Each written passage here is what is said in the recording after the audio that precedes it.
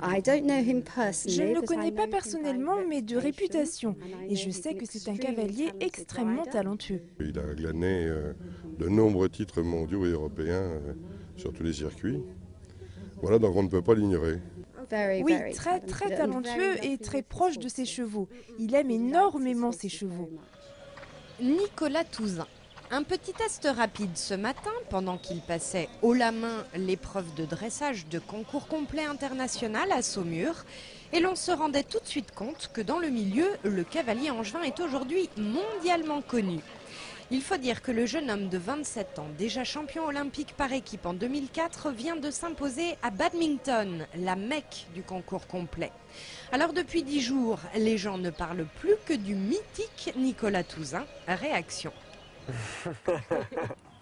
Mythique, le premier Français à gagner Badminton.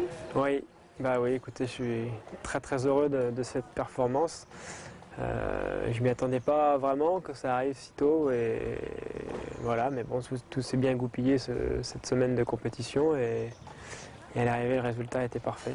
Un résultat qui lui permet aussi de se préparer sereinement aux Jeux Olympiques. En août prochain, il tentera de décrocher l'or. Et pour cela, Nicolas Touzin ne néglige aucun détail et reste à l'affût de tout ce qui peut améliorer ses performances. Cette ceinture, par exemple. C'est une ceinture de massage avec un système de vibration au niveau musculaire.